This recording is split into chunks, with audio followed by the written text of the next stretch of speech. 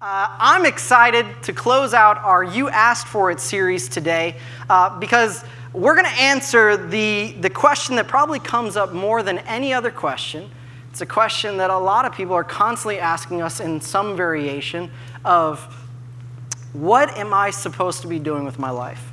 How do I discover God's purpose or God's plan for my life? There's got to be more to life than just going through the motions, so how do I figure out what it is that God created me for? Now, that is my favorite thing to talk about. This message, honestly, it could have been the shortest sermon in the history of CLC. Like, I could have gotten on the stage and just given you 4 words, go to growth track, and then I could have prayed a blessing, and we could have all gone to lunch really early. But because this is my favorite thing to talk about, buckle up. You know how it feels when you get somebody talking about something they're passionate about and it's really hard to get them to stop talking? That's a little bit about what's going to happen today. Because, look, Growth Track is amazing. I love it. And its whole purpose is to help you discover your purpose. That's why Growth Track exists. It's actually happening right now upstairs. There's people having an interview right now so they can join the dream team. And that's the final step in the Growth Track process. But these 4 weeks that we do these classes, every Sunday at the 10 o'clock service right upstairs, really is designed to help you figure out what your purpose is. But I want to just kind of hang out with you for a little bit because I love to talk about this thing. Mark Twain said that the 2 most important days in a person's life are the day they're born and the day they find out why. And I really believe in that, and I think that it's because the purpose of life really is a life of purpose, right? And so that's why it's the most important day of your life is when you figure out your why. And so today, I just want to help you figure out the why. Is that cool? Yes. I'm glad you're in agreement because irregardless, that's what we're doing today. Because here's what I believe. I think that in order to get anywhere in life, you need to have a defined end goal. Right? If you're going to get anywhere in life, you got to know what your target is, what you're trying to accomplish. And the sooner you can define that, the sooner everything else in life becomes clear. Right? When you know your purpose, when you know what you're supposed to be doing, it's really easy to say no to the stuff you're not supposed to be doing. Right? It's really easy to identify the things in your life that are just distractions. Right? When you know with laser focus clarity of what your purpose is, it just makes everything else so much simpler, so much cleaner, and everything else just seems to make more sense when you know your purpose. The problem is that I meet way too many people that are really just kind of wandering through life, almost like you're lost in the woods. Anybody here ever been lost in the woods? That's about the response, like 2 people, right? Because we're in Chicago. You got a better chance of being lost downtown than being lost in the woods. But can I just tell you from experience as a guy that's been lost in the woods, I don't recommend it.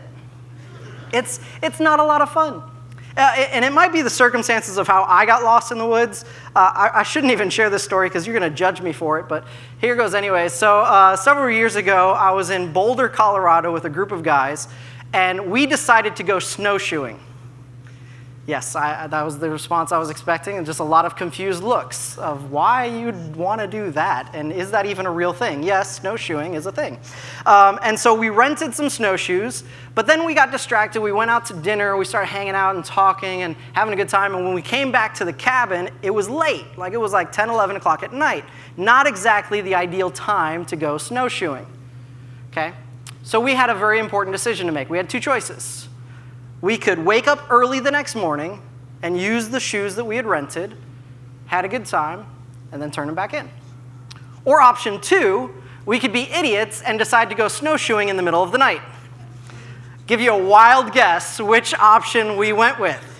Number 2, exactly. So 6 guys with 2 flashlights decided to go snowshoeing through the woods, up a mountain in the middle of the night in Boulder, Colorado in winter.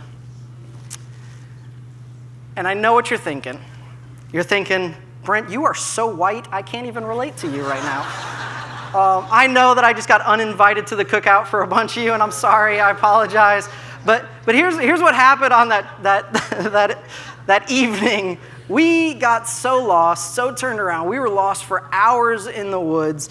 And I nearly died twice. Why are you laughing? I actually almost died. You're like, that's a funny one. No, that really almost died. I'll tell you the story another time. But here's what I learned from that. Here's the takeaway from my experience of being lost in the woods. It wasn't the fear that was the problem. And maybe that's just because we were too stupid to realize how much danger we were really in. But it wasn't the fear, it was the frustration. It was the wandering around and around and around, just knowing that you're supposed to be going somewhere, but not knowing where the somewhere is, and not knowing how to get there. That frustration of passing the same tree for the 5th time and looking at it and going, I know we've been here before. That's what's the killer. It's the frustration. And I meet a lot of people that are experiencing that same frustration in their life because their life doesn't have purpose, it doesn't have meaning, and it just feels like you're just wandering through the woods. And a life without purpose is a frustrating life without a destination. And if you feel like your life has no meaning, no purpose beyond just the whole go to work, come home, eat dinner, watch TV, go to bed, wake up, go to work, come home, eat dinner, watch TV, go to bed, wake up, go to work, over and over and over again. If you're feeling like there's got to be more than just this, it's because, as Miles Monroe famously put it, the greatest tragedy in life is not death, but a life without purpose. Let me explain it like this. A life without purpose is kind of like having an ice cream cone and just letting it melt. Just run down your arm and never actually taking a bite. It was yours to enjoy, but you wasted it. It was yours to enjoy, but instead it just created a big mess.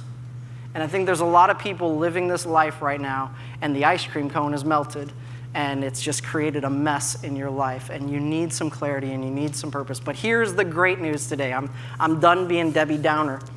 The great news today is if you feel like there's got to be more to your life than just this, there is. That's the great news today, because the same amazing architect that took protons and neutrons and electrons and wove them together in this infinite number of ways to create everything you see in the universe, same architect that did that, same architect that puts roughly 7 octillion, that's 7 with 27 zeros after it, 7 octillion atoms in your body, all working in unison so that you could actually sit there listening to me talk, process the information, all while digesting your breakfast and breathing. Right? The same architect that designed all of that also has a design on your life. The same architect actually has a purpose and a plan for your life. You are not a mistake. You're not an accident. And it doesn't matter if you're the youngest one in the room or the oldest one in the room. God has a purpose for your life. And so today, it's my honor, my absolute pleasure to help you embark on this adventure, the greatest adventure in life, discovering your redemptive purpose. And I use that word redemptive purpose intentionally, because I think you probably understand that guys like Bill Gates and Elon Musk and Beyonce and Michael Jordan and all these famous people, like their lives probably have a lot of purpose, a lot of meaning to them. But it's not a redemptive purpose. Because if the end goal for all of us in this room is just to become famous, do something we enjoy doing, and make lots of money, then we're missing the point. Because the point is that God redeemed you back to himself for a reason, that there is a purpose that he has for you to fulfill. And we need to discover not just what it is you love to do, but discover your redemptive purpose in him. But there's a problem we have to overcome, and it's the problem of the puzzle. It's the puzzle problem. Because how many of you will be honest enough to admit that when it comes to discovering your purpose, you want God to just hand you this? The completed picture. Starting point, end point, everything in between. I know what I'm going to do today, tomorrow, next week, next month, next year. All of it mapped out, all of it lined out. We want him to give us the whole picture up front. But God, in his mercy and love, doesn't do that for us. And you know why he doesn't do that for us? Because we only want the whole picture so that we can be in control. If we're really honest, we want the whole picture so that we can offer up our revisions, right? God hands you the plan at the beginning of your life, and you're like, you know what, God, this isn't going to work for me. The whole married at 40 thing, something? Like, no. That needs to get bumped earlier than that. And over here, the bank account, definitely not enough zeros in that account. So we're going to need to do something about that. This whole dark, gloomy section right here, we're just going to kind of remove that, throw that out. We don't want to go through that stuff. That just does not sound fun. And then if you could just sprinkle in some more success, throughout the whole thing, that would just be perfect. And so I'm going to make my changes, my revisions, then I'm going to submit it back to God and say, okay, here's the life that you've called me to live. And you want to do it, right? You're laughing because you're like, yeah. Like if you had control, that's what you would do. And God is saying, look, this whole thing is about walking by faith. And really the question that God is asking you with your purpose is, do you trust me? Do you trust me to be the one in control of your life? Because Scripture tells us that our life is not our own, that it was bought with a price, right? And so we need to understand that this is about walking in trust of God. And so instead of giving us the big picture, here's what he gives you. He gives you a few pieces at a time. And he's like, all right, here you go, do something with that. And so we start messing around with those pieces. He's just waiting for us to do something with the pieces he's given us. And then all of a sudden, he'll just kind of sprinkle in a couple more pieces and see what we'll do with that. And then he'll give us a couple more pieces and see what we do with that. And he'll just keep giving us piece after piece over time as we begin to build this puzzle that is our purpose. The funny thing is, every once in a while, he'll give you a piece and you'll look at it and you're like, that does not even fit this puzzle. Like that's not even the same color as everything else that's going on in this picture. Like, clearly this is the wrong piece. And God's like, look, trust me, save that one. You're going to need it later, okay? And what I've found in my own life is that as soon as I feel like I've figured it out, that I've figured out what the puzzle is, what the picture is, what my purpose is, all of a sudden God just zooms back a little bit more, gives me a few new pieces, and I realize that the 250-piece puzzle that I've been working on is really a 1,000-piece puzzle, and I've been obsessed with like this tiny little piece of it, and all of a sudden he's like, look, there's a whole lot more going on. And that right there is why I love this so much. It's the adventure. It's that every day he's giving you new pieces. People are coming into your life. They're puzzle pieces for your purpose.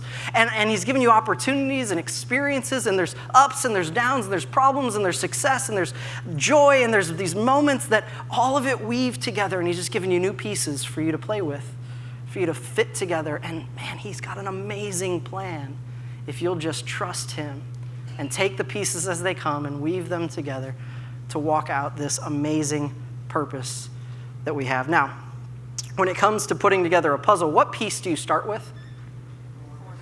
The corner, right? So I had to put the corner in my pocket so I wouldn't lose it, because we're going to put this puzzle together as a family this afternoon. But the corner piece, right? That's where you start every puzzle, because the corner piece gives context to all the other pieces, right? Like, you can have all these pieces down and they don't make a lot of sense, but once you get that corner, you can start figuring out what's next and what adds to that corner piece, and the corner becomes the most important piece in the puzzle. That's why you start with it. Now, God, in his infinite wisdom and grace and love and mercy, gave everybody on planet Earth the same corner piece. We all get to look for that same identical piece. The Bible calls it the cornerstone. Today, we're calling it the corner piece. But it's Jesus Christ. Ephesians 1:11 says it's in Christ that we find out who we are and what we're living for. You didn't have to ask the question. You could have just read your Bible. It's right there for you. Long before we first heard of Christ and got our hopes up, he had his eyes on us, had designs on us for glorious living, part of the overall purpose he is working out in everything and everyone. He is the corner piece. And if you're looking to figure out your purpose and why you're on this earth, and you're looking for it outside of a relationship with Jesus Christ, you're going to end up frustrated and confused, because there's going to be pieces of your puzzle that don't make any sense outside of the context of Jesus Christ. And so he has to be the starting point for all of us, that Jesus is the corner of this puzzle, and he gives clarity to all the other pieces. So we start with the corner. What comes next when you're building a puzzle? It's not a trick question. What do you build next? Yeah, the sides. Thank you. The border, the frame, right? The edges, right? Because those are the easy pieces, right? All the other pieces have 4 things that you got to figure out. The border just only 3. Like, it's so much easier, right? And so we start with the border. Now, God, in his infinite mercy and grace and wisdom and love for us, gave every person on planet Earth the same border, the same frame. All of us have the same edge to our puzzle to make things a little bit simpler for you.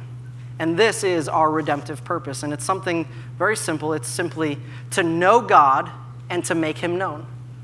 That's if you read Scripture, that is mankind's purpose over and over and over again, to know God and to make him known. And that becomes the framework for your purpose. For every other piece that God gives you, the framework starts with the corner of Jesus and then builds out to know God and make him known. So if you're pursuing something and you think it's your redemptive purpose, but it is not helping you know God or giving you opportunities to make him known in the world, then guess what? That's not your redemptive purpose. That might be a good plan. That might be a nice career opportunity. That might be a nice way to make some money. But it's not your redemptive purpose, because your redemptive purpose will always point you to knowing God and making him known. So we all get the same framework. And those edges, really, that's going to be kind of the context for a lot of what we talk about today. Knowing God and making him known. The great thing about this is, for some of you, you're thinking, well, that's a really boring puzzle. If everybody has the same pieces, we don't. Okay? We've got the same framework, but the pieces that go in the middle, it's all unique to you. And this is one of the things I love about helping people discover their purpose, is that God gives you pieces that I don't get. Right? He gives pieces for you to fit together in your puzzle, and the way that you end up knowing God and making him known is going to be completely different than how I do it. Right? I do it from a stage. Most of you in this room never will. Right? And that's okay. But you have a purpose to fulfill. And we need to figure out what that is so that we can live this life on purpose. Okay, so framework. Now I'm going to help you figure out those inner workings, those inner pieces, those unique things that God has placed only in your life and how that all plays together. Okay? There's a lot of different Bible characters that we could look at for this. Pretty much everybody in the Bible is pursuing their purpose, right? That's why we write about them in the Bible. That's why it's recorded for us. We could talk about some epic figures like Noah building the ark, right? That's epic purpose moment. Or you could talk about David slaying Goliath, epic purpose moment. You could talk about Moses parting the Red Sea, right? Instead of all that, I want to talk to you about a guy whose name you probably don't even know, a man by the name of Shamgar. And if you're saying Sham who? Exactly. He was the third judge of Israel, and there's only 2 verses in the entire Bible about him. The first one basically says, in the days of Shamgar, the world was awful. Like, people were afraid to walk down the street. It was bad times. And then the next verse about Shamgar is what we're actually going to read here. It's in Judges 3:31. It says, after Ehud came Shamgar, son of Anath. I love the names in the Old Testament. They're fantastic. And he struck down 600 Philistines, check this out, with an ox goad. That's impressive. But this is the part I want you to pay attention to. It says, he too saved Israel. He too saved Israel. Just like Noah, just like David, just like Moses, this guy you probably never even heard of, Shamgar, he also fulfilled his purpose and he saved Israel. And so we're going to kind of look at his life and see what he can teach us about discovering our purpose. Now, there's a book written by Pat Williams. It's called The 3 Success Secrets of Shamgar. And we're going to be borrowing his 3 big ideas for this message today. If this is something that excites you, you're interested about it, the book is fantastic. Pat Williams, 3 Success Secrets of Shamgar. He's taken a slightly different approach to it as far as success, where we're coming about it from purpose. But I think the 3 secrets are all beneficial. And so basically what it is start where you are, use what you have, and do what you can. Okay? Start where you are, use what you have, do what you can. So we're going to take the next 15 minutes and walk through these 3 things. So start where you are. What did Shamgar do? He started where he was, right? He was a farmer in Palestine. No education, no military training that we know of. He was just a farmer. And he saw a problem, and so he did something about it. Where is here for you? Because wherever here is, that's where you need to get started. It may be your community, it may be your house, it may be your job, but wherever God has placed you, he's placed you there for a reason. So start there. A woman once wrote Mother Teresa and asked her for permission to come join her in Calcutta, to join her in the amazing work that she was doing. And Mother Teresa so gently told her no. Instead, this is her response. She said, "Stay where you are. Find your own Calcutta. Find the sick, the suffering, and the lonely right where you are. In your own homes, and in your own families, in your workplaces, and in your schools. You can find Calcutta all over the world if you have the eyes to see. Everywhere you go, you find people who are unwanted, unloved, uncared for, just rejected by society, completely forgotten, completely left alone." The idea here is that you can find your Calcutta anywhere. Start where you are. I heard this story. It's actually a true story. It's called Acres of Diamonds. I don't know if you've heard it before, but it's a story of this farmer in Africa who kept hearing reports of other people in Africa discovering diamonds, like entire diamond mines. And he was just so fascinated by these stories and so excited by the prospect of making millions of dollars finding these precious stones that he decided to sell his farm to go off and look for diamonds. And that's what he did. He sold his farm and he traveled all over the African continent, spent his entire life failing to find diamonds, until finally, out of frustration, he actually committed suicide by throwing himself into one of the rivers that he had been searching. Tragic story. It gets worse. The farm that he had sold to another farmer, one day that man was walking the property and he was crossing the stream that was on this property that he had purchased.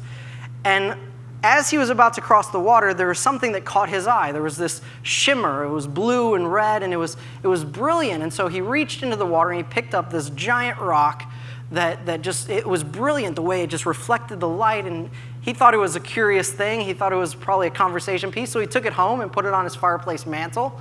And a few weeks later, a traveler was coming to visit his home. And when the traveler walked over to the fireplace mantle, picked up this rock, he nearly fainted when he was holding it. And he looked at the farmer, he says, "Do you have any idea what you have found?" And the farmer says, "No, I thought it was a crystal. You know, it looks cool. I thought it was a nice rock to have on the mantle." And the visitor says, No, this is the largest raw diamond I have ever seen in my life. It may be one of the largest in the world. This thing is a massive diamond. And the farmer says, "No, that's not possible, because the stream is filled with those things. I mean, all over the property, I've got tons of those rocks. So there's no way that's a diamond. It's just a crystal or whatever." Sure enough, guess what? That was a diamond. And that property is now one of the largest diamond mines in the entire world, right? The first farmer literally sold for nothing, practically nothing, acres of diamonds in search of diamonds. And here's the moral of that story for you. God has already placed right within you and right around you your purpose. You just need to start where you are. Okay? Start where you are. Our biggest excuse, though, for why we don't, really, it's time. Right? We make the time excuse all the time. I'm too busy. I don't have time to pursue my purpose. You know, I've got bills I've got to pay. I can't, put that on hold just to follow my passion or my purpose. Right? The problem is, why do we think that we're going to have more time later to do the things that God's called us to do now? Right? By that logic, though, what happens to the stuff he had planned for you to do later?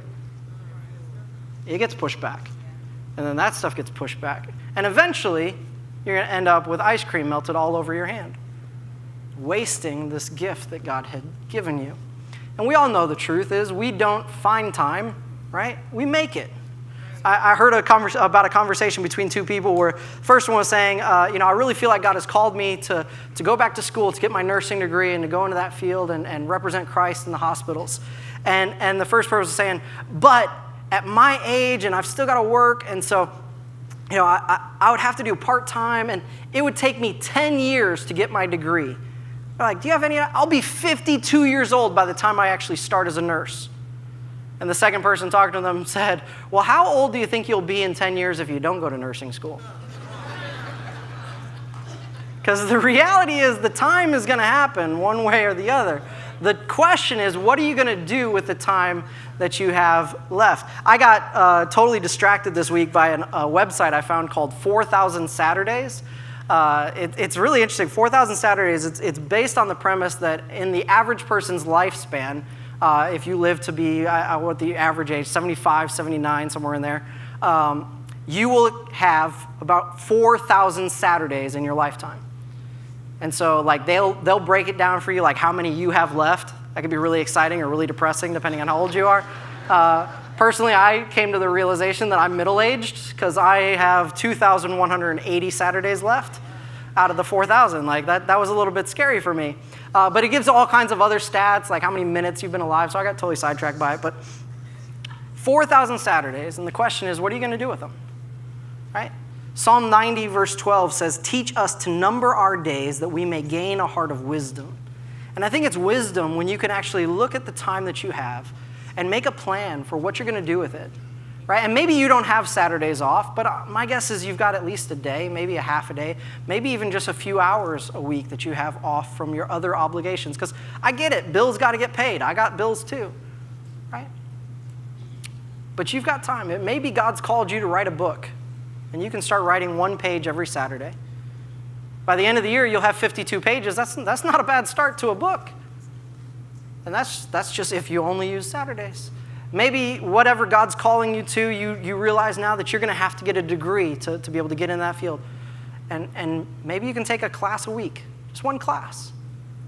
It's going to take you longer than it's going to take other people, but you're going to get there eventually. What are you going to do with the time that you have? Maybe you feel like God keeps calling you to go on a missions trip, but you never have the money for it. Why don't you start this week to put aside $10, $20 into an account that you're just saving for that moment when you can actually go on a missions trip? What is it that God is calling you to do, and how can you begin to schedule that out and plan for it and use your time wisely? Start where you are, because it's impossible to steer a parked car. And as long as you're sitting there parked, you're not doing anything. Ice cream cone's just melting. So start where you are and use what you have, okay?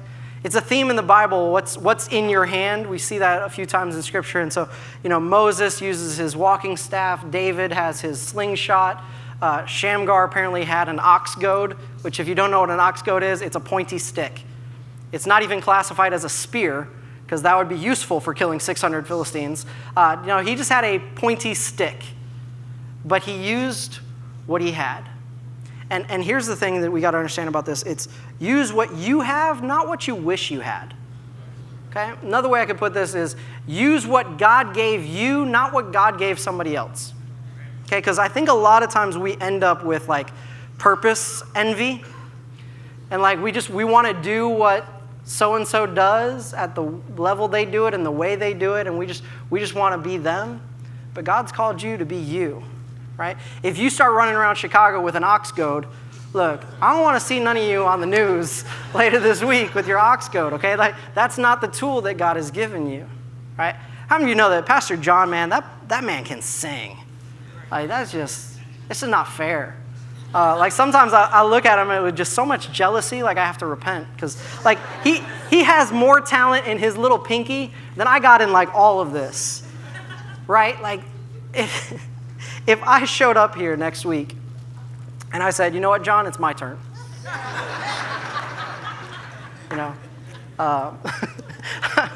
Look, you probably don't know me well enough to know how bad of an idea that would be. Like, we're talking bad American Idol audition bad, right? Like, I can sing, so will I. It just ain't going to sound anything like you want it to sound like, okay?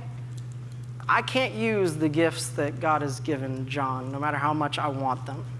I got to use the gifts that God's given me. So use what you have. If you go to Growth Track, in step 2, so the second Sunday of every month at 10 o'clock in the Growth Track room, we walk you through what we call SHAPE. It's an acronym for the 5 things that we believe that God puts into your life that are going to help you discover your purpose. Really quickly, these are your spiritual gifts, your heart, your abilities, your personality, and your experiences. Those 5 things: spiritual gifts, heart, abilities, personality, experiences. And what's cool about this is that those 5 things, 3 of them you already know just if you just took the time to think about it. Like maybe that's a great activity for you later today is get out a notebook and just start writing down your shape.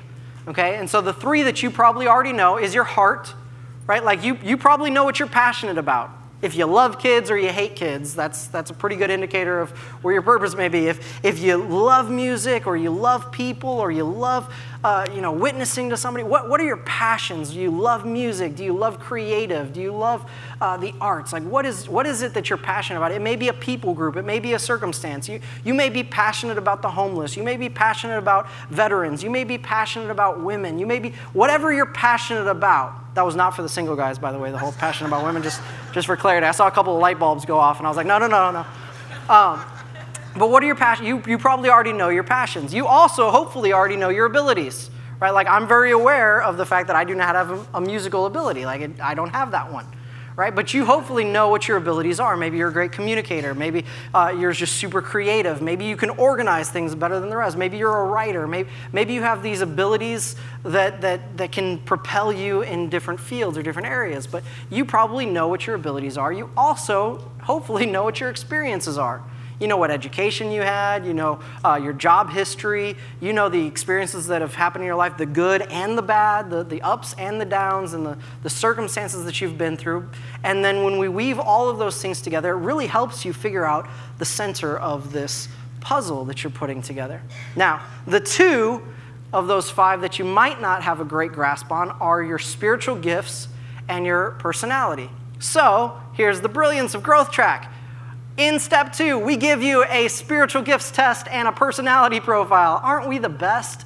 We just love y'all so much. And so we give you those 2 tests, and then we help walk you through how those things connect to each other and really how those 5 things really show us your shape or your design or what God may have designed you for, called you for, especially at least in this season. And so you've got to use what you have. Now, let's review. I got like 3 minutes to wrap this up, but you got to find that corner piece, Jesus.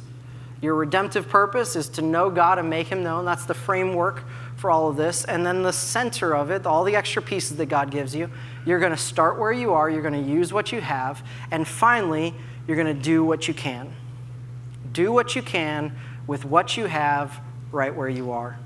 John Alexander, founder of InterVarsity, asked this question. He said, what have you done this past year to make a helpful difference within 1 mile of your home? Here's what we need to understand. Don't underestimate what you can do, especially because the reality is that when you can do what only you can do, guess what? God does what only God can do. And when you guys work together, amazing things can happen. And you have no idea the reach that you could have just by being obedient. There's a story that I love to tell about this idea of what can one person do. It's a man by the name of Edward Kimball. I doubt very many people in the room have ever even heard the name Edward Kimball before, but Kimball is responsible for literally millions of people coming to faith in Jesus Christ. An amazing legacy. And Edward Kimball was a volunteer Sunday school teacher. That's what he did. And this is his story. See, he was determined that everyone in his Sunday school class would follow Jesus. And so his biggest obstacle was a young man, a teenager named Dwight Moody.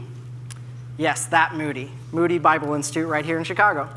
And so Moody was falling asleep every single Sunday during Kimball's class. So that was, if Kimball felt like, if I can get Moody, I can get the rest of them. Right? So that was his project. And so he set out, determined one day to reach the young man, so he went to his place of work. Moody at the time was working at a shoe store. And so it says that his heart was pounding as he entered the shoe store where the young man worked.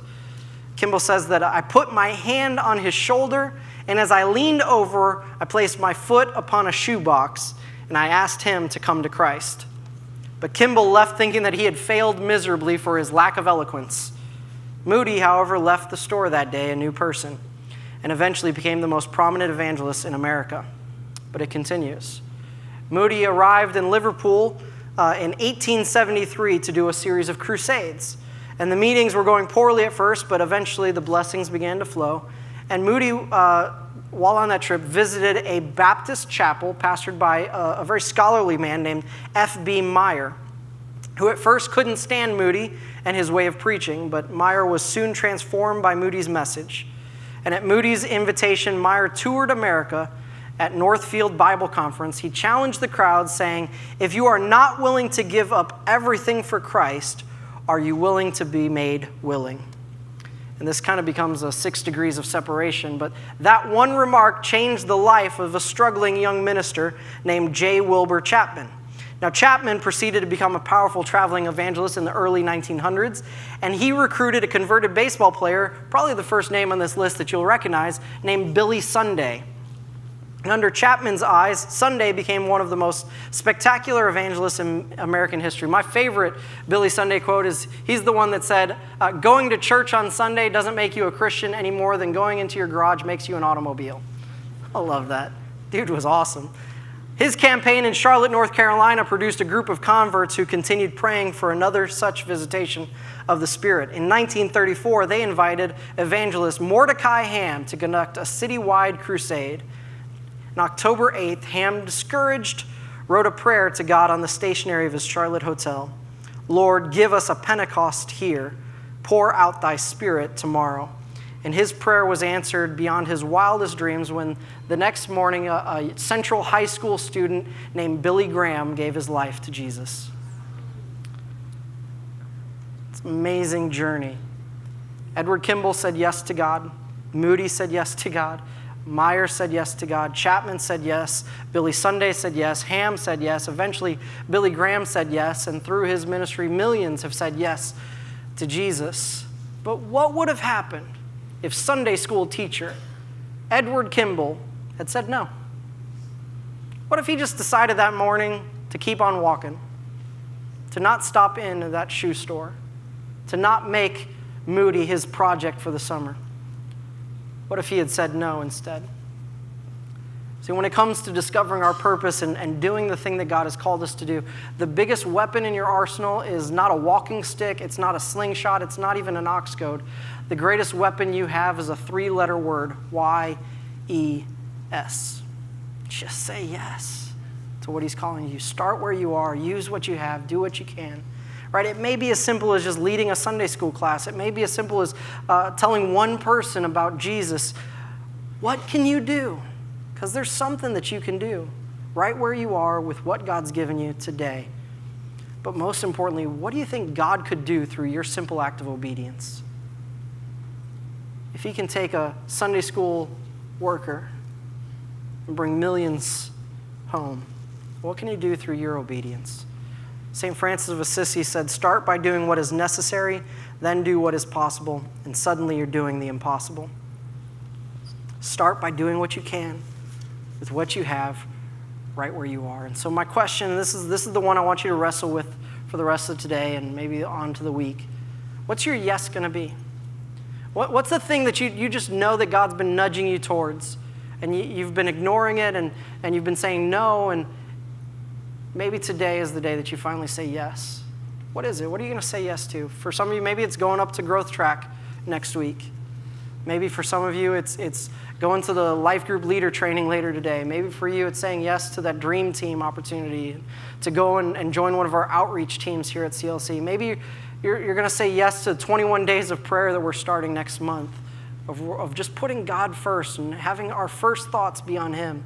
And maybe through that, you're going to discover your purpose. But what are you going to say yes to? Is it that missions trip that you know you're supposed to go on? Are you going to say yes to the prompting of the Holy Spirit to tell your neighbor about Jesus?